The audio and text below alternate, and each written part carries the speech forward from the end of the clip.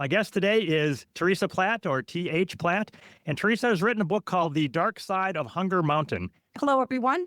I'm currently living in the southwest of France, but lived in California for many years, most of my life, and started in Canada. I'm the daughter of an agricultural banker, which means I lived in farming communities and then fishing communities, as my father sort of made a left turn into the fishing industry after he'd done agricultural banking for years and made loans on fishing boats. So that was sort of my introduction to the environmental debates, the climate debates, sitting through fishing meetings.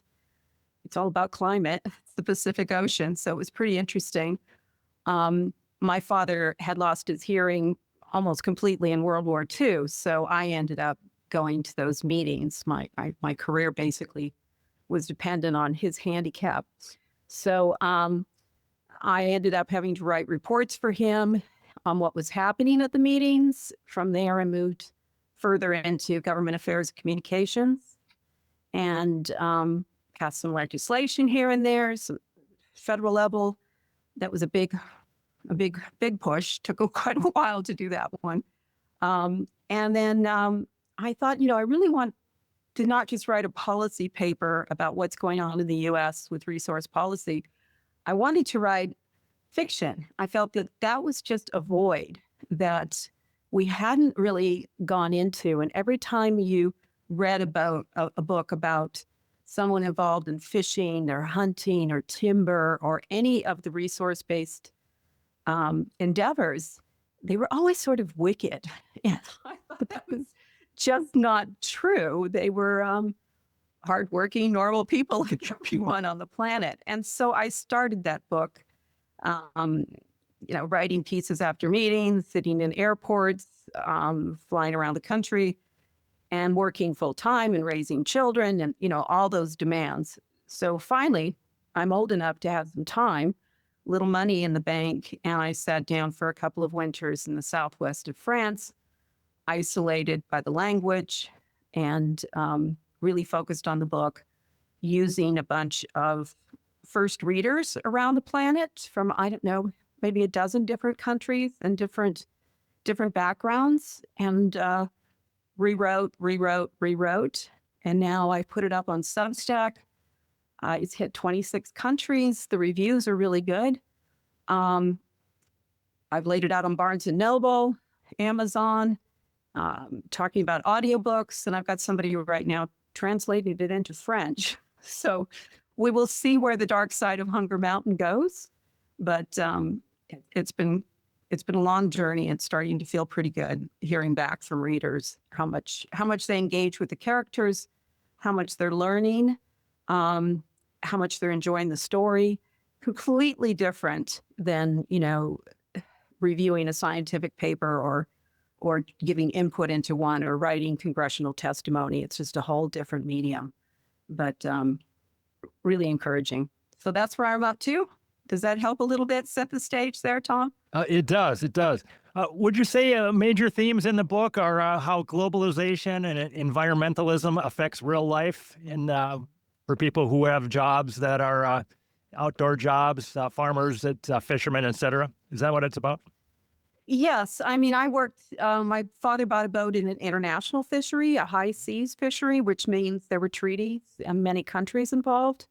And so the agenda was set way up above your head, and you had to navigate that maze. And the people who had access to those decisions, oftentimes you never met them. So the book is set it starts in the forest of the Pacific Northwest with the spotted owl and barred owl conflict. So you have the invasive species conflict.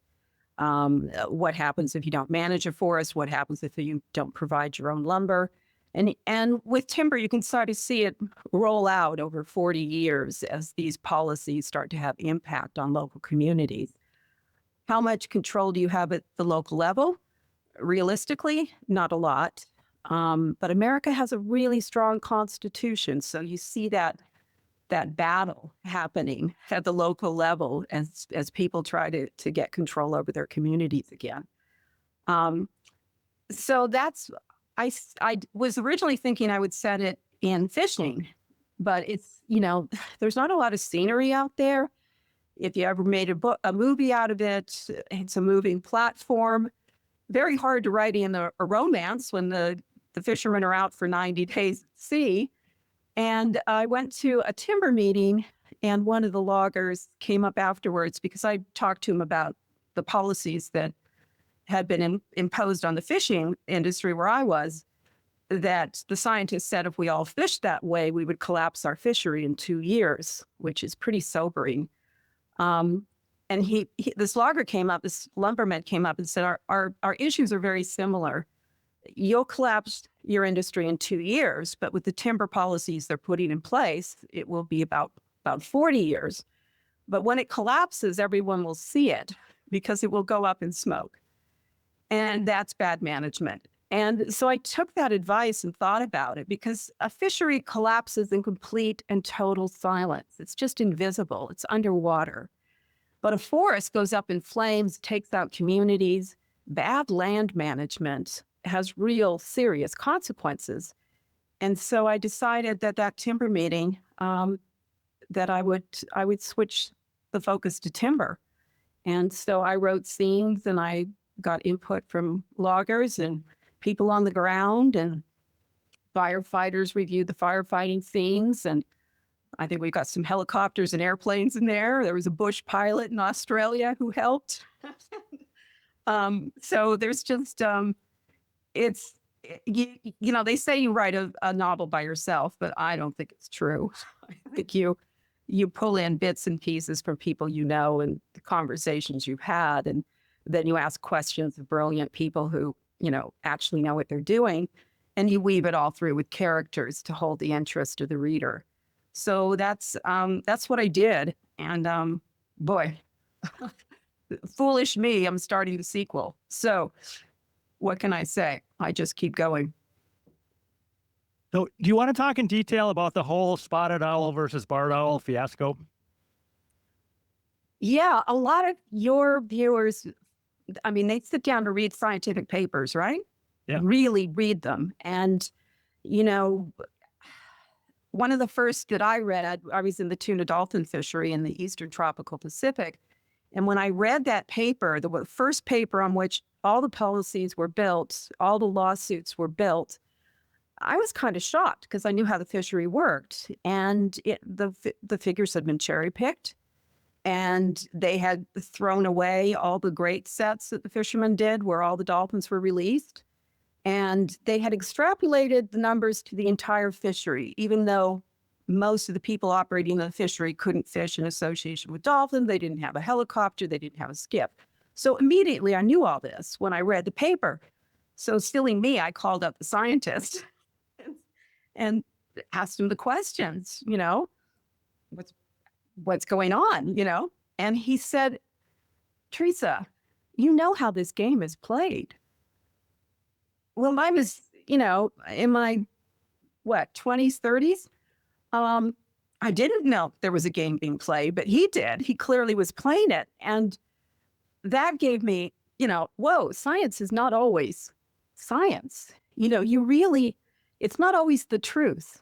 And a lot of things are left out. A lot of things are cherry picked and highlighted. So I became much more cynical when I read my scientific papers.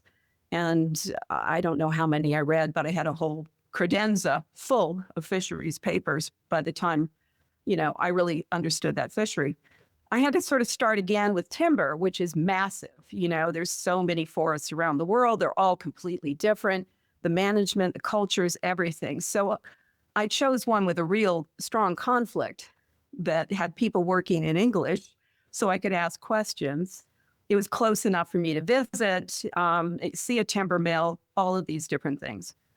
So the spotted versus the barred owl, there's one chapter in there, chapter 13.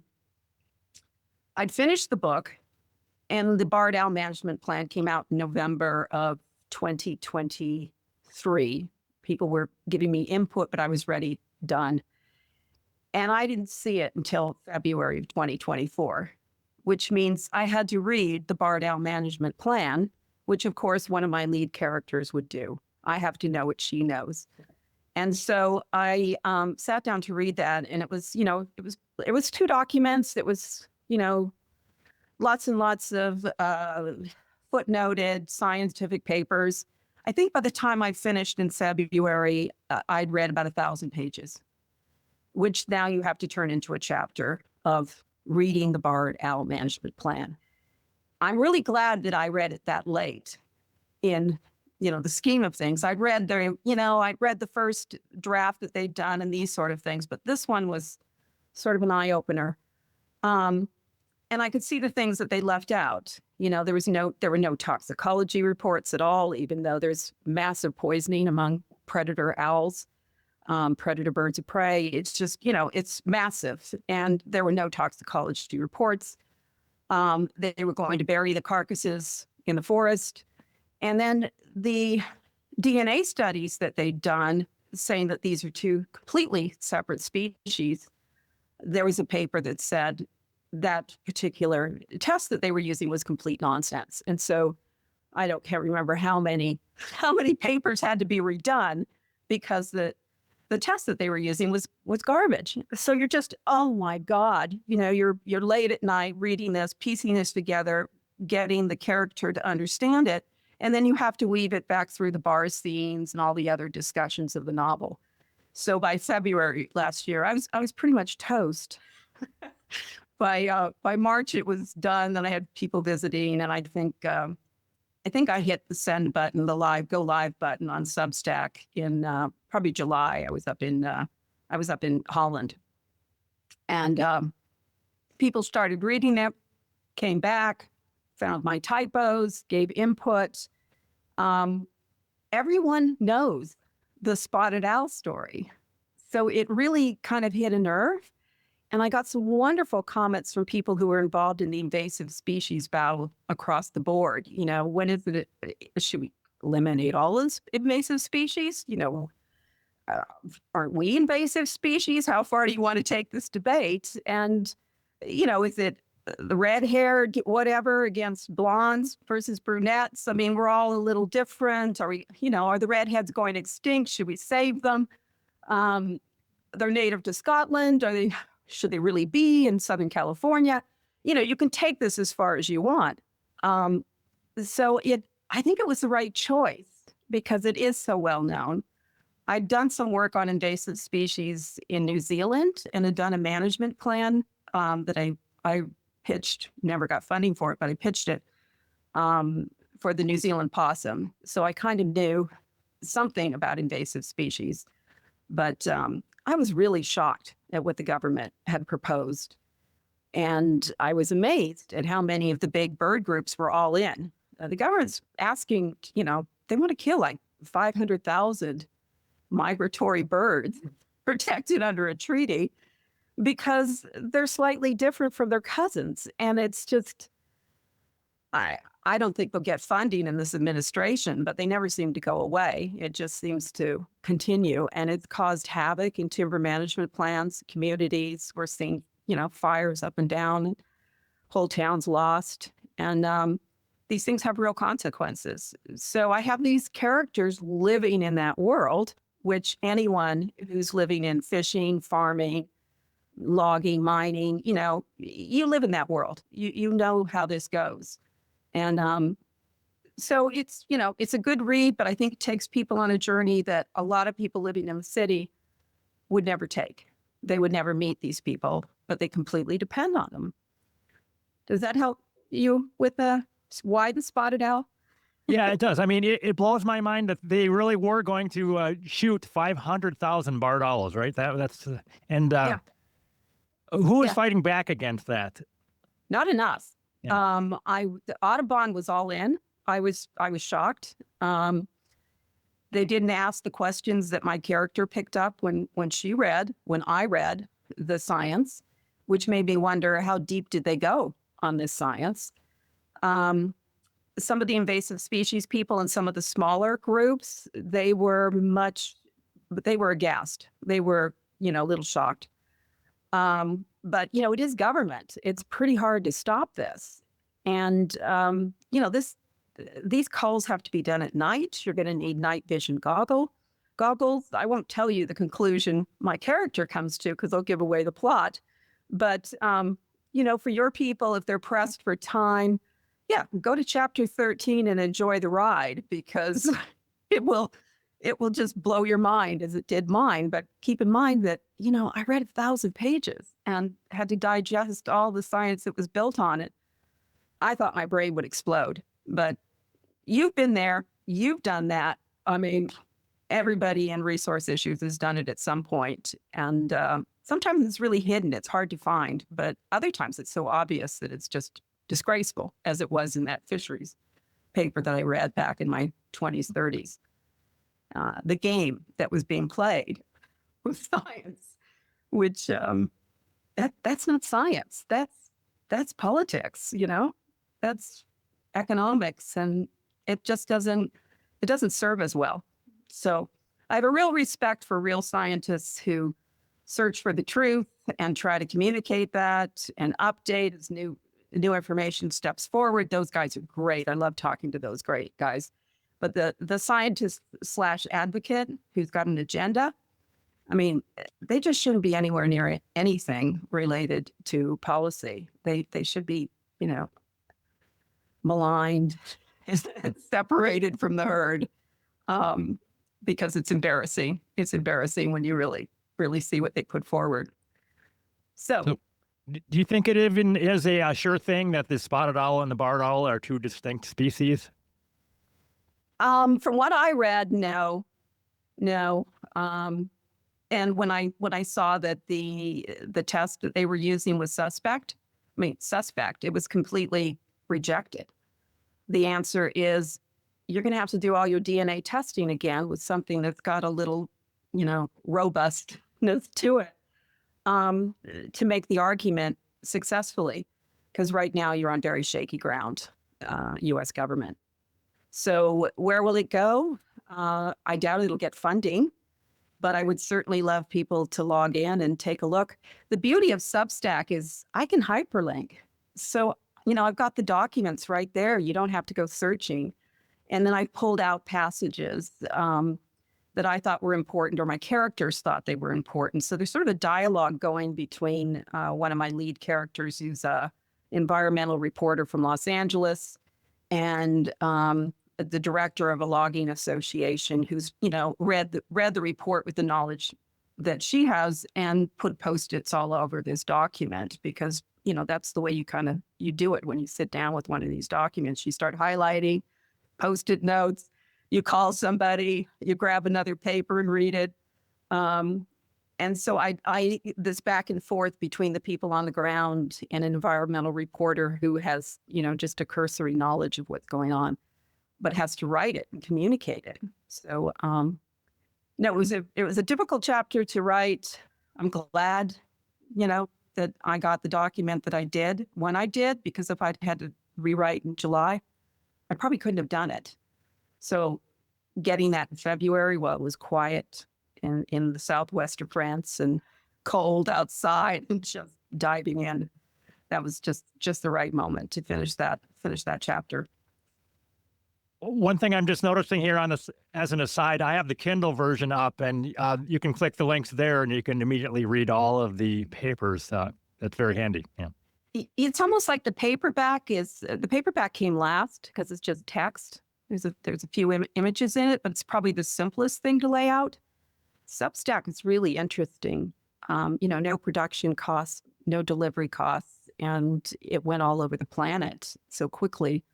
And I heard from people in Thailand and Vietnam. I think somebody from Slovakia is reading it. And, there's a lot in the United States and Canada, but little countries that, oh, wow, that's interesting. How did they find it?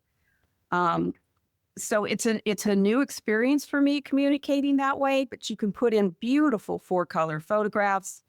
You can have a bar scene and you can click on the link and listen to the music that's playing in the background while the conversation's going on.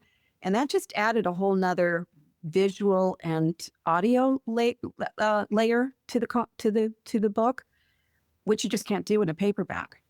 So yeah, the ebooks are great. But I really think it's fabulous on Substack. I think it's a whole different experience. And I really encourage people just go on Substack, put in Platt, Platt. The Dark Side of Hunger Mountain should come up. And then if you want to buy a book, yeah, I've got a full moon discount running.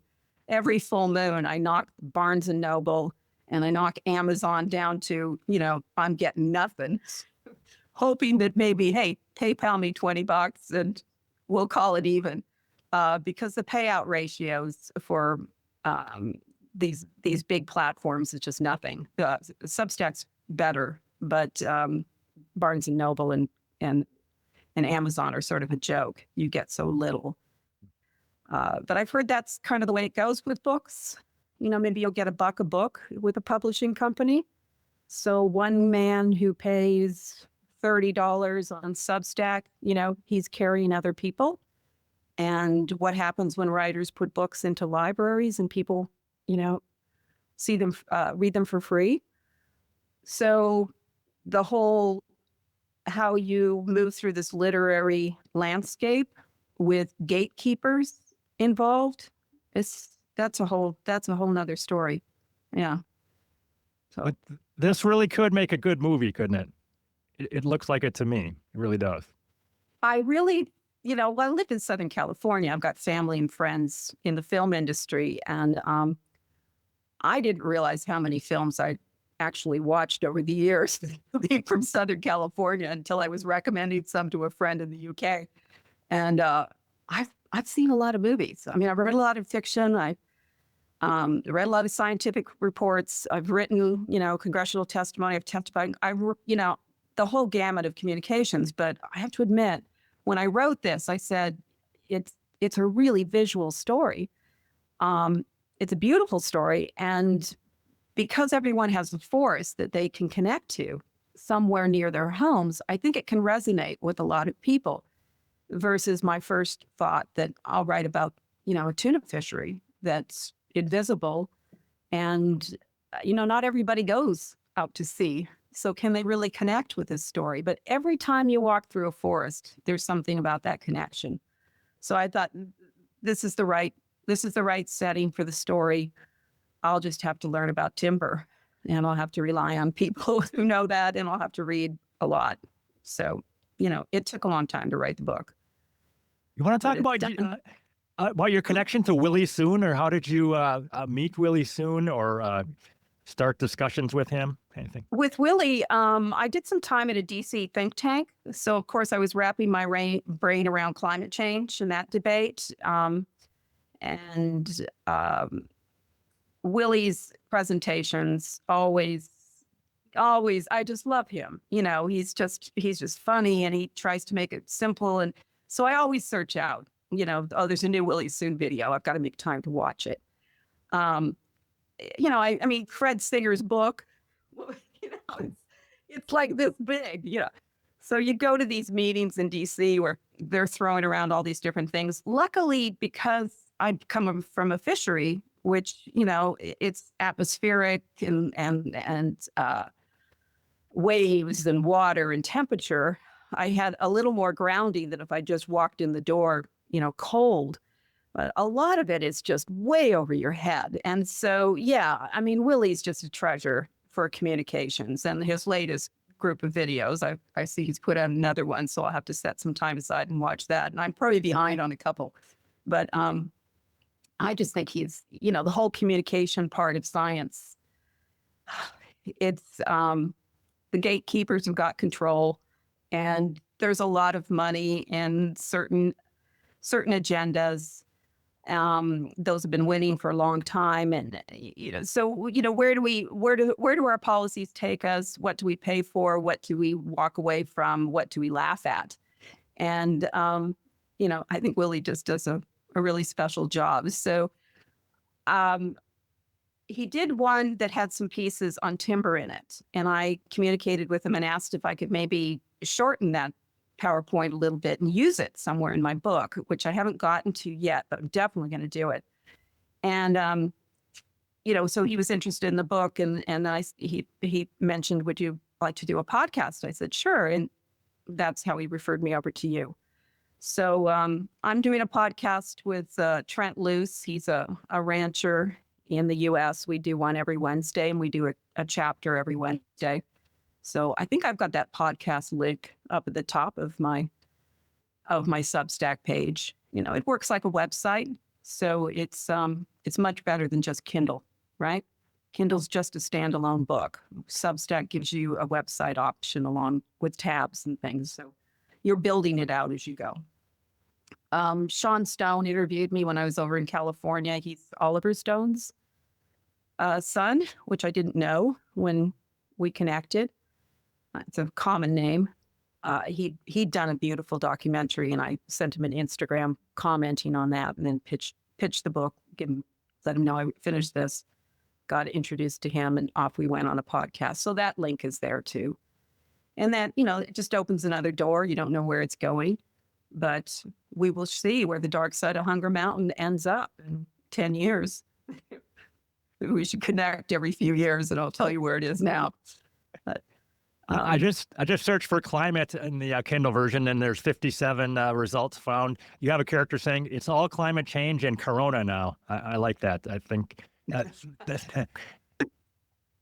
yeah, I have a picnic table discussion with a bunch of people working at a logging mill, which is, you know, everybody's putting in their 2 cents worth, and it gets heated and funny. And I mean, we've all had these bar conversations, right?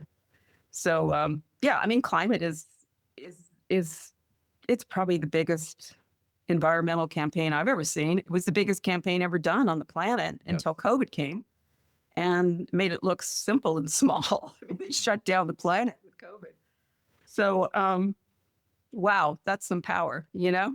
It's impressive. When you look back, all the way back to the early whaling and sealing campaigns, right? They look quaint, but it was the same sort of campaign, same sort of communication tactics, and a lot of the same results.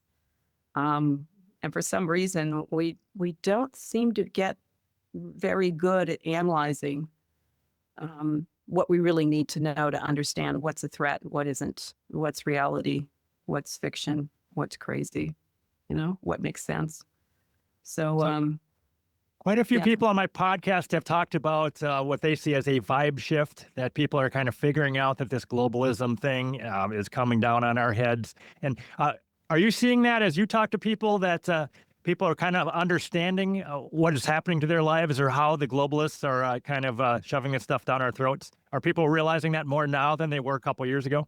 I definitely say yes, because the campaigns used to pick tiny little groups of people who didn't speak English, you know, and wipe out their trade. Like, you know, look at the seal hunters of Canada, and that would collapse their futures. This is a small group of people. They live far away. They don't speak your language. They're a pretty easy target, you know. And as they got stronger, these campaigns got bigger. Climate change was just huge, just a huge. I mean, you've got the international treaty that it's all built on. It's focusing just on man's contribution to climate change, not actually weather or climate. And so they set the agenda to control human activity from the very beginning. Maybe it aligned with developing versus developing countries, China becoming the manufacturing center of the world and getting most favored nations trading status. And then COVID, COVID hit so many people. I mean, half of Los Angeles was unemployed. You had to pay attention. And then you had to make decisions for your children on what, you were going to inject into their body. This is serious stuff. This is red line kind of conversations. So a lot of the mothers, really started to push back. The dads started to join them, and it really is rolling. And you see, administrative changes in the United States, policy changes happening, all due to COVID. How many people connect the dots between climate and COVID and a sealing campaign, right? I'm not sure we're there yet, but in my book, I make those associations, and I talk a lot about, campaigns and how they work. And then because timber goes global and these campaigns go global, they're based on treaties. I take the reader down that rabbit hole. And I can't tell you, Tom, how much work that was, because I really didn't have a grip on how these things were being financed and put in place. So I have a couple of characters in the United Kingdom who walk my environmental reporter through this. And then we've got the hyperlinks, so you can see it. And right now, as the US is arguing about our place on the planet, I still notice that they haven't got this. A lot of, I'm like, how do I get this information to J.D. Vance, Trump, because I've done the research, I got the hyperlink, and it's in a chapter that you'll go, whoa, I kind of get it. A lot of people have to read those chapters. I can't remember which one it was, The World in Which We Live and Survival. And if you search by the character Ian McAllister, he walks you through it. And a lot of people have to read that 2 or 3 times. And with Substack, I can see that the reader is going back and reading it 2 or 3 times. It's quite amazing, because you can't do that with a book. You can't see, they start the book at, 8 o'clock in the morning and they read all night. That's pretty good. That's nice. I'm holding them. And then they go back and they reread those sections because they're tricky. And these campaigns are super sophisticated now. How they do it, how they finance it, and how we end up with all the debt. That's the way, that's by design. It's almost like these campaigns change according to the fashion of the times, but the structure underneath is still there. And how it crosses borders and how it's financed, that was sort of a brain stretch for me and a lot of research to get that down. I had to rewrite it 1 million times and break it into multiple chapters so that, it was bite-sized and you could slowly get it. But it's done, thank God.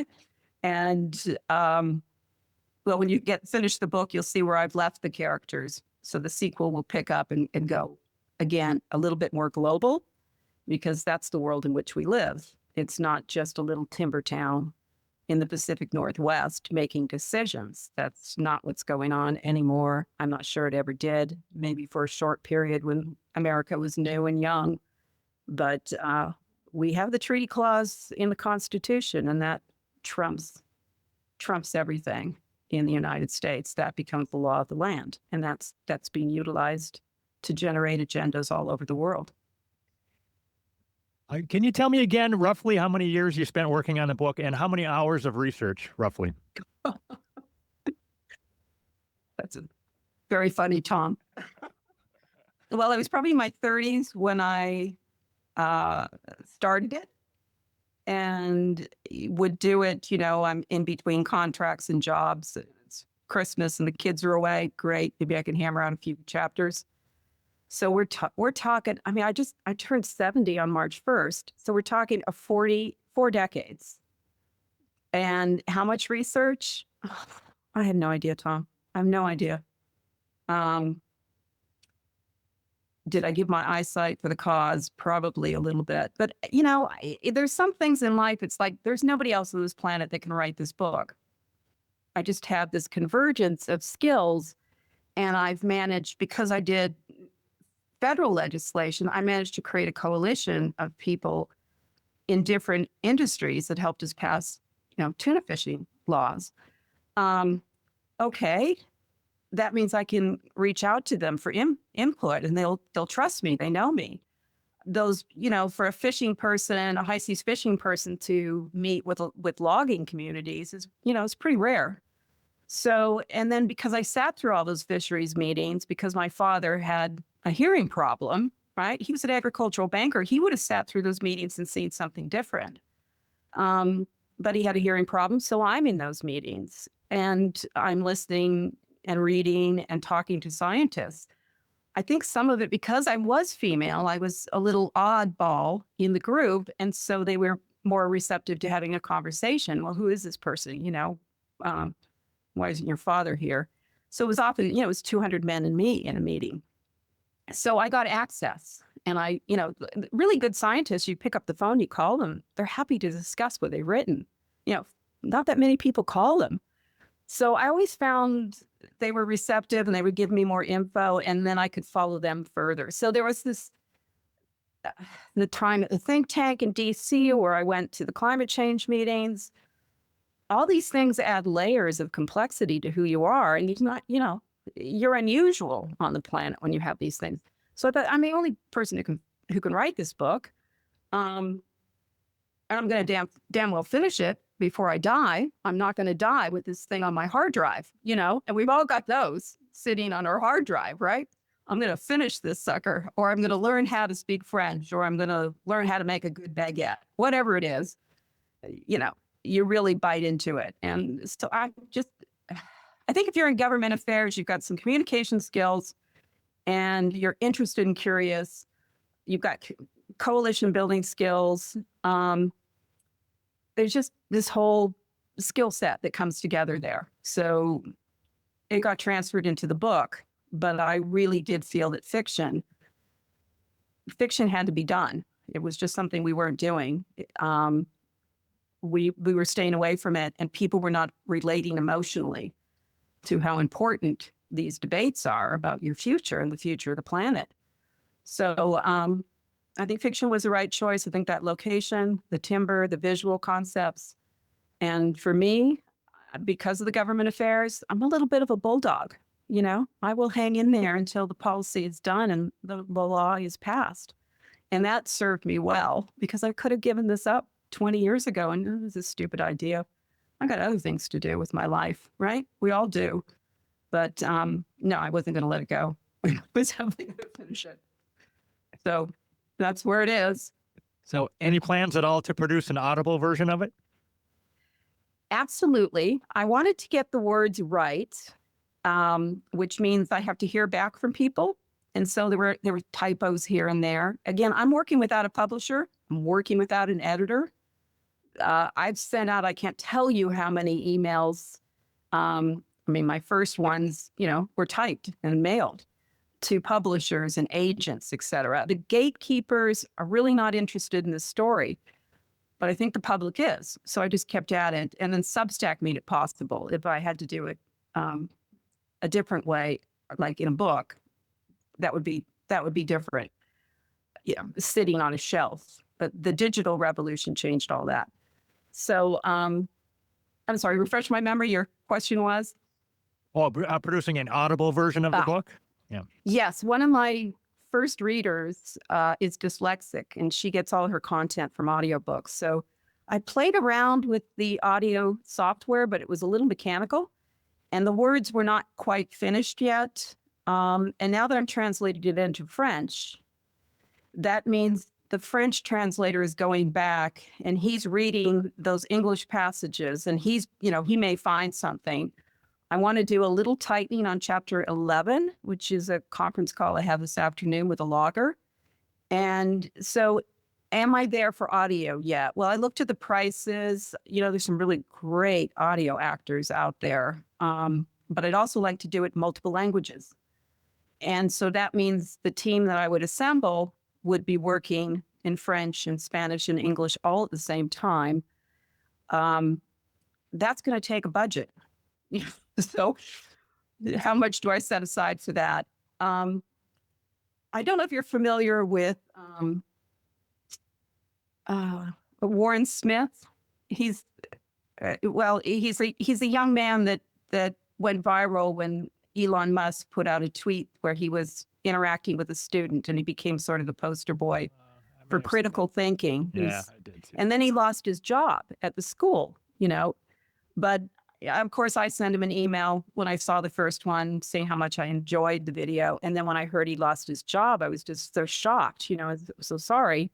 And, he replies. And so I had him look at the book, and he's interested in doing that production process or being involved with the film, because it turns out he's not just a teacher. He's not just a communicator. Now he's a podcaster. He's also a volunteer fireman.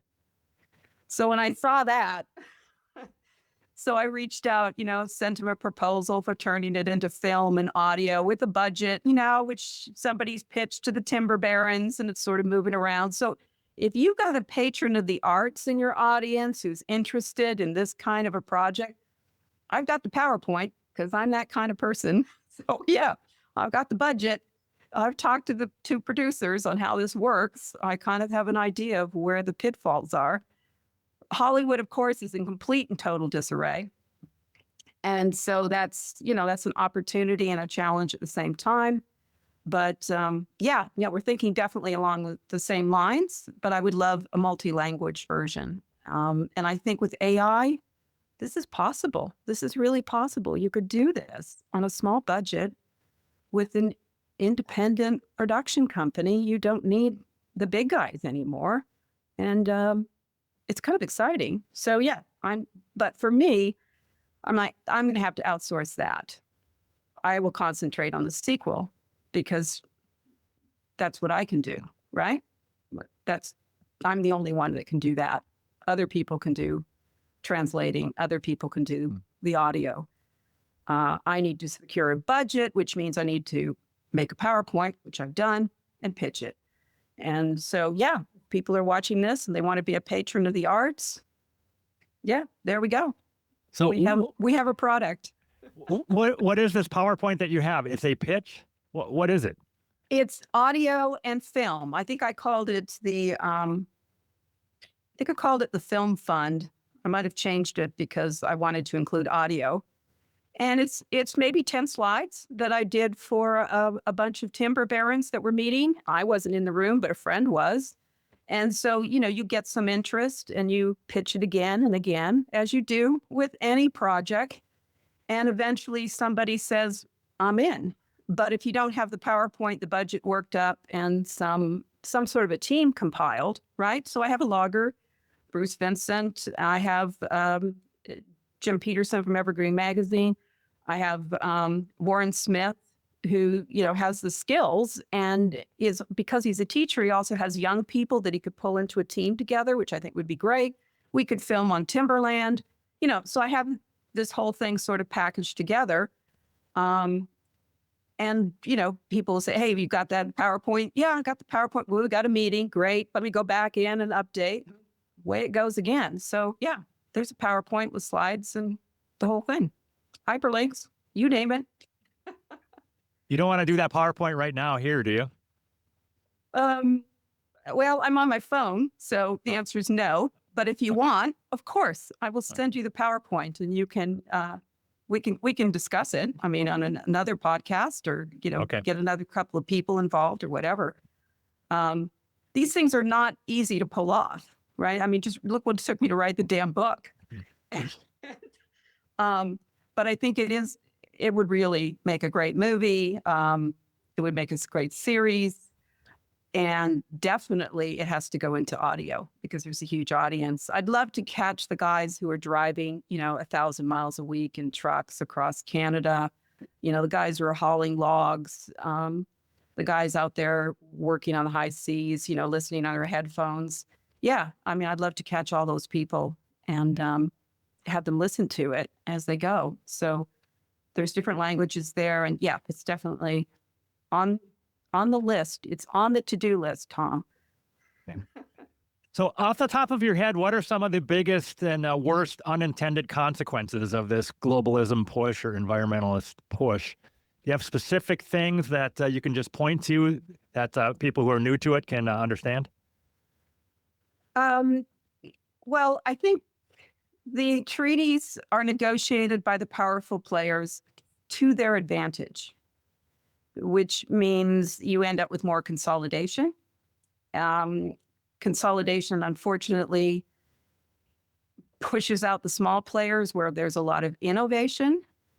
The large players love to use, migrant labor. So there's a lack of community at the local level. And I think humanity desires roots and stability and community relationships, which I think that's a huge negative, to lose control over your landscape. You're living next to a forest. The forest is impacting you, your life, your children. everything about your environment. It can be a blessing, it can be a threat, it can be both at the same time. But the decisions are being made in rooms that you never have access to. And they're being made for reasons like, how much can we get out of this, cubic area, right? Which is, I remember going in to negotiate tuna prices, and we had, I think, three buyers at that point, three big buyers that were buying all the fish on the planet. And when they made changes, it was felt globally. But I remember one of the guys saying, good fish is cheap fish. For them, that was the most important point. For a fishing community, it's a completely different equation. It's not just about price. It's, your uncle and brother on a fishing boat. The fishing boat better run. The parts better work. The guy on shore better get this at the right time. Where's our insurance on this product? Where are the parts that are being picked up, globally? There's a million little aspects that go into producing that fish. Never mind the management process. But they had one goal, and that was good fish is cheap fish. So how do we push the price down?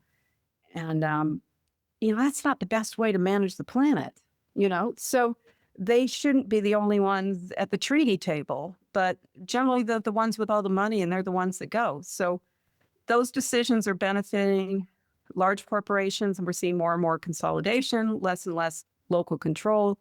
And that is in direct conflict with the American dream and the Constitution. That treaty clause has given away a lot of power in a lot of areas, and it may have to be forced, a little bit of a battle in the U.S. to get that back on track. So globalization, well, look at us. Where are you? We're using it. This is what military probably made this, leaked it out, created a whole new industry.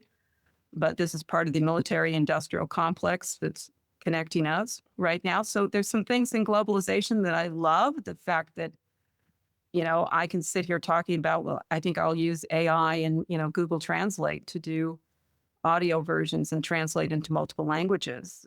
10 years ago, I couldn't do that. So globalization, the whole digital revolution, it comes with benefits. It comes with negatives, like everything in life. But if you don't understand how the game is played, like I didn't when that scientist said, how the game is played. What game?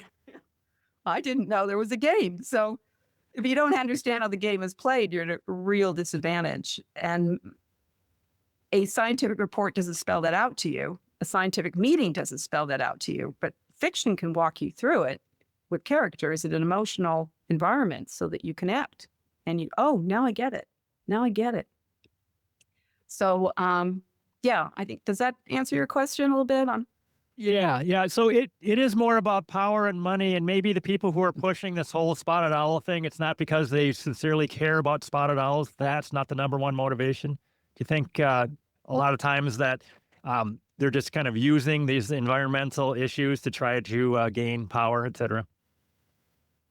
Well, there's definitely a conflict industry functioning that makes money out of conflict, not solutions. And they jump from, you've heard the term, what is it?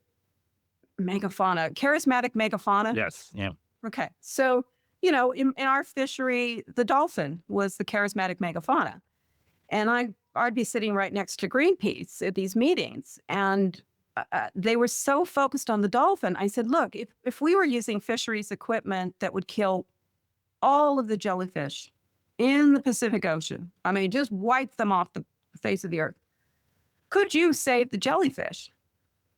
And the Greenpeace guy said, no, we couldn't because we can't sell it. Dolphins we could sell, jellyfish we can't. I said, well, maybe there's a problem with your marketing campaign, because if you're supposed to be saving creatures, maybe you need to educate your client base, your consumers, on ecosystem management, right? That we're weighing these different things. But they said, no, we can't sell it. And so you're like, oh my God, we're responding to conflict industries who are not acting in the best interest of the environment. I mean, if you can't if you can't save this friggin' jellyfish, what good are you? So, you look at the history of Greenpeace, you look at the history of these groups, it's pretty shabby. But for a lot of people, National Geographic, Disney, and Greenpeace, this is it. This is as far as they go on how to save the environment. And it's just, it's surface. It's just a shame because I don't think they're being served well. But yeah, there's a conflict industry with a profit motive that's producing a product, it's selling it to an urban audience. It's nothing personal.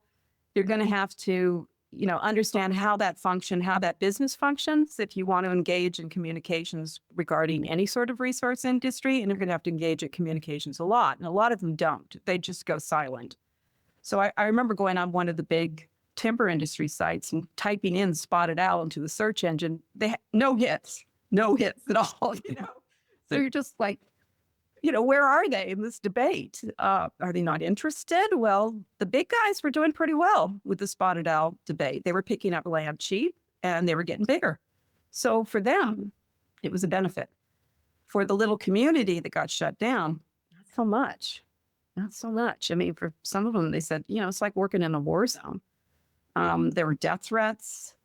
That meeting that I decided I was switching to timber, I was sitting across from Bill Dennison. Bill Dennison was the man that the Unabomber sent the bomb to at California Forestry Association, right? It killed Gilbert Murray instead. And I knew people in the building when that bomb went off. So, when people say it's a war zone, they're not kidding. So conflict industries that they paint people as black hats, white hats. It's almost comical. It's so simplistic that it's a shame that that's the level of communication you have for a lot of different industries. And then you have the science. And then a lot of that ends up getting corrupted because, the guys who follow the narrative get their careers advanced. And the guys who rock the boat, not so much. Some of them have to leave. Some of them, you never hear from them again. They pick another career path. It doesn't do as well. So we see it repeated across the board in all of these different industries. And I'm back to, that scientist when he said, how this game is played. There's a game, and if you don't know how it's being played, you're at a disadvantage. So, learn about the game. So do you have any sense of optimism looking forward from here that sanity will prevail, or what do you think? Well, COVID took it to a whole new level. And you see, the doctors were so brilliant, the ones who questioned. And I did the same thing. I mean, a lot of people went and read the scientific reports and made decisions about, which product to select or not based on the science. And then we were lectured that, we shouldn't be doing our own research. But, if you asked your doctor about it, well, he sent you down to CVS to go get the shot. He was out of it. He had no liability. So the doctor-patient relationship, the guy that you depended on for these, he hadn't even read the articles. He hadn't read any of the papers. Right. So I was a little shocked. I mean, I asked one of the French doctors over here, he's German, and he just referred me, to the local CVS in France. COVID's a very dangerous disease, but then I asked him specific questions about the different vaccines. He had read nothing. He's not in the loop. So we did a real disservice there, breaking that relationship, that doctor-patient relationship. And I think a lot of people started to see how the game is played during that. They saw the fortunes being made, the censorship, the propaganda and peer pressure, the commitment to the narrative, no matter, what the cost. I saw a guy driving with a mask alone in a car just the other week. What's that all about? So, COVID kind of introduced people to the clash between science and reality. And because it was such an important decision, your health, your children's health, the health of your business, because they shut down businesses, they woke up. Will they remember, the next campaign? Will it be small? Will it hit somebody else? Will they move on in life, forget about it? Well, maybe if we get the movie made, maybe they'll go see it and they'll finally start to figure out how this has all been functioning for a very, very, very long time. All right. Do you have any final points you'd like to make before we go ahead and finish this one up? Well, I guess I would hit that I just sent you the PowerPoint for the story fund with the budget and the team and everything. So if there's an art patron in the audience, connect with Tom. And hey, Tom, if you can pull off that deal, you get an executive producer credit. So let's go for it. Sounds good. Whole nother world, right? And yeah, and I'll continue on. I've got the research on the sequel undergoing right now. That's been taking me about a year. That's been going on. So some passages are written, and I'll keep plugging away at that. So I'm hoping that by the end of the year, I have the sequel in pretty good shape and probably ready next year. Yeah. And so we'll see where the Dark Side of Hunger Mountain goes. But right now, I've got it with no paywalls because I'm doing my early marketing. So it's on Substack with no paywalls. But if you go to the full moon discount at the top, you can see how to support my work financially, because looks like I'm going to be running up a bill producing a movie at some point, and that's far beyond my means. So yeah, there's someone out there in your audience who could help with that and has the skills and maybe the budget. So yeah, I'm looking, I'm hoping. And thanks for inviting me and taking your time for this. This was fun. Very good. Yeah. Thank you for your great work. And I hope to talk to you again as we maybe talk about the sequel. But appreciate it. Excellent. Thanks, Tom. T.H. Platt. Talk to you later.